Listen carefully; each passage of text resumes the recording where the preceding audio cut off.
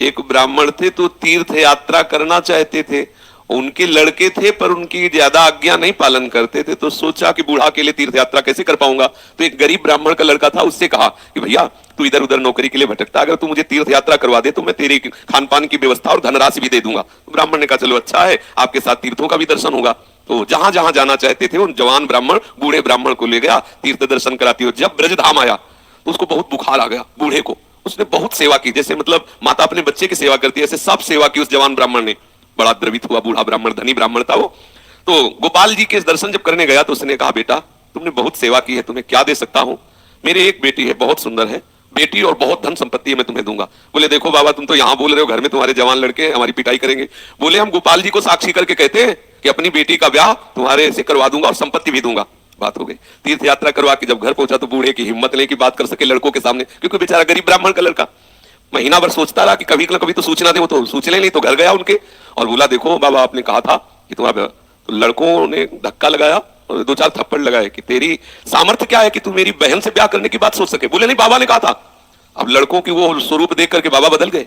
उनका हमें नहीं याद है कि हमने कुछ कहा था। अब उसने कहा नहीं तुमने तो गोपाल जी के सामने कहा था। उनका हमें याद ही नहीं कि हमने तुमसे कुछ कहा है। पीट के भगा दिया। अब उस लड़के को इस बात का बुरा लगा कि तीर्थ यात्रा करके आया और कह रहा कि मुझे याद नहीं है। अब मैं अपनी तरफ से तो कहा नहीं था ब्याह करने की और इसने हमारा अपमान भी करवाया, अब तो ब्याह करके ही रहेंगे। उसके जिद चढ़ गई। उसने पंचायत बुलाई और पंचायत में कहा कि इसने हमें तीर्थ यात्रा के लिए प्रेरित किया, तीर्थ यात्रा ले गया, मैंने इसकी सब सेवा की, इसने ठाकुर जी के सामने मेरे ब्याह की बात कही। तो बोले कोई और गवाही दो तब बात बनेगी।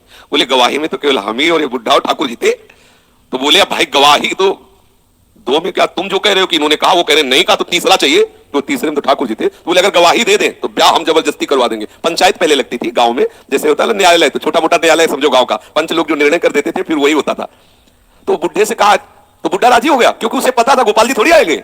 उसने कहा अगर गोपाल जी कह दें पंचों के बीच में आके कि हाँ हमारे सामने ब्याह की बात हुई थी तो अब किसी की बात नहीं मानेंगे, हम ब्याह कर देंगे। लड़के भी राजी हो गए, क्योंकि सबको पता था कि कोई ठाकुर जी मूर्ति थोड़ी चल के आएगी। और उसने मूर्ति नहीं माना था, उसने साक्षात ठाकुर जी माना था। आया वृंदावन और ठाकुर जी का शयन हो गया था। वहां से अब वो बहुत परेशान कि अब कल तक हम रुके फिर ठाकुर जी से बात करें तो ऐसा। अब दरवाजा बंद थे, खटखटाया, क्योंकि उसके लिए मूर्ति थोड़ी है। और कहा सुनो गोपाल जी हम तुमसे ये पूछने आए कि वो जो वृद्ध ब्राह्मण था उसने कहा था कि नहीं तुम्हारे सामने ब्याह की बात। दो चार बार आवाज लगाई तो वहां से तो कोई उत्तर नहीं आया। फिर बहुत जोर से बोला भड़बड़ा के देखो हम तुम्हें चैन से सोने नहीं देंगे, हम पैदल चल के आए भूखे हैं और आप ब्याह की समस्या है और आपको इसका उत्तर दे। छोटी मोटी बात होती तो छोड़ देते, ब्याह की बात है। ठाकुर जी ने अंदर से कहा मूर्ति कहीं चलती है, वहां चल के जब बोले मूर्ति बोलती तो चलेगी क्यों नहीं। ठाकुर जी फंस गए। ठाकुर जी ने अंदर से कहा कि कहीं मूर्ति वहां जाके थोड़ी उड़ीसा में वहां जाके साक्षी थोड़ी देगी, मूर्ति चलती थोड़ी है। बोले महाराज जब मूर्ति बोलती है तो चलेगी क्यों नहीं। अब ठाकुर जी विवश हो गए। ठाकुर जी बाहर निकल के आए और सब सेवक लोग सुला के गए थे। समझो कितना भाव में दम है। उसने देखा बहुत सुंदर गोपाल जी साक्षात ठुमुक ठुमुक कर करके आए, नौ किशोर।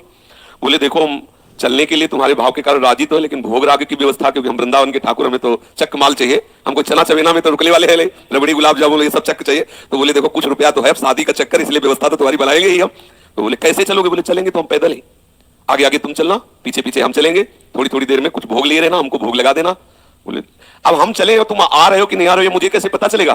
बोले नूपुरों की ध्वनि तुम्हें सुनाई देगी, अगर पीछे मुड़ के देख लिया तो जहां से मुड़ोगे वही हम खड़े हो जाएंगे, आगे नहीं चलेंगे। बात तय हो गई, चल दिए ठाकुर जी। अब आप देखो क्या मूर्ति है।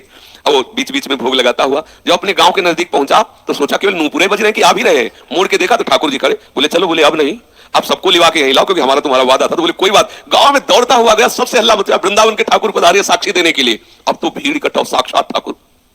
अब सब पंच आ गए। तो अब पंचों के सामने बुढ़े को कुछ बोलने की हिम्मत नहीं रही। ठाकुर जी ने सबके सामने उस भक्त की वचन रक्षा के लिए बोले और कहा हमारे सामने का ब्याह। अब आप सोचो अगर ये कोई बात सतयुग की नहीं है, ये बात सतयुग की नहीं है, ये कलयुग की ही बात है। हमारी श्रद्धा, हमारा विश्वास, जैसी हम भावना, अगर ठाकुर को मान लिया कि मूर्ति है तो मूर्ति ही रहेंगे। अगर मान लिया कि हम भले नहीं समझ पा रहे हैं लेकिन हमारे ठाकुर है तो एक दिन वो समझा देंगे क्यों ठाकुर है।